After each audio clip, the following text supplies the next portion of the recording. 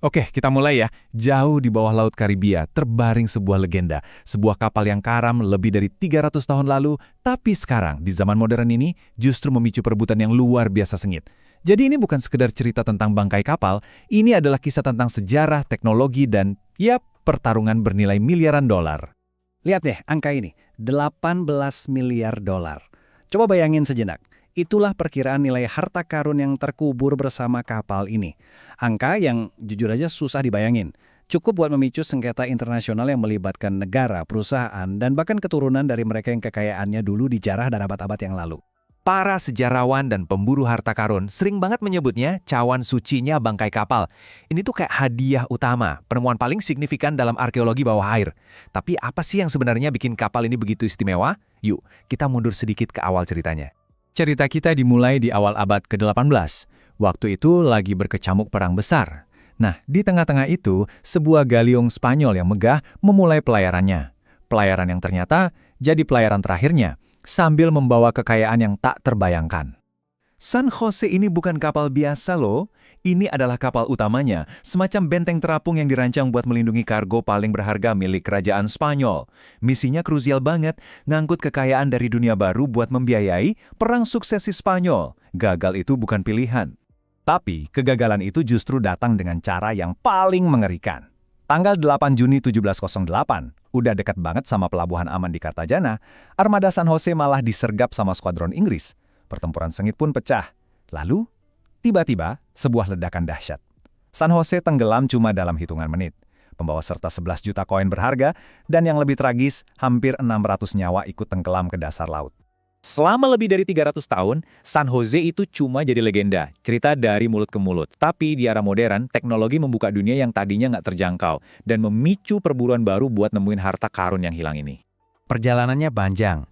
Sempat ada klaim di tahun 80-an. Tapi, momen penentunya itu baru datang di tahun 2015, pas Angkatan Laut Columbia akhirnya mengkonfirmasi penemuannya.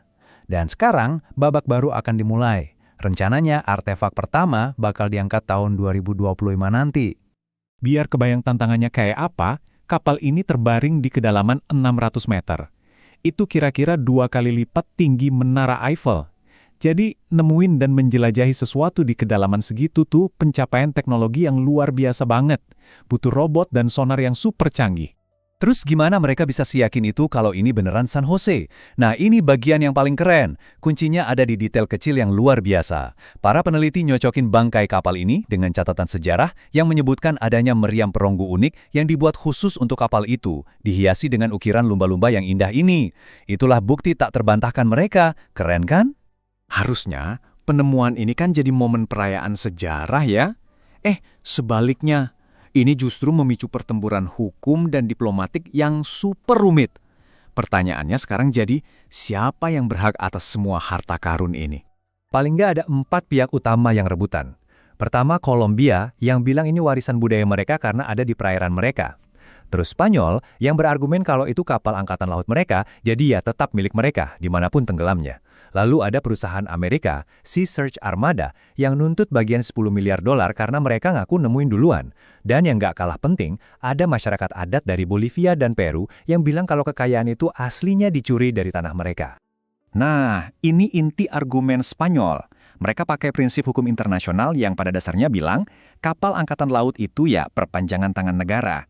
Jadi dimanapun dia tenggelam, kapal itu tetap milik Spanyol. Benderanya menentukan kepemilikan, selamanya. Di sisi lain, ada klaim moral dan historis yang kuat banget dari masyarakat adat. Mereka ngingetin dunia kalau emas dan perak ini asalnya bukan dari Spanyol. Itu ditambang dari tanah mereka, seringkali lewat penderitaan yang luar biasa. Dan pertarungan ini nggak cuma di media. Sekarang ini lagi berjalan proses arbitrase internasional, bernilai tinggi di Den Haag. Jadi ini nambah lagi satu lapisan intrik perusahaan ke dalam sengketa diplomatik ini. Kutipan dari sejarawan Carla Rahan Phillips ini benar-benar pas banget buat ngegambarin betapa rumitnya situasi ini. Gak ada jawaban yang gampang kalau sejarah, hukum, dan miliaran dolar sudah saling tabrakan. Dan ini ngebawa kita ke pertanyaan yang lebih dalam lagi.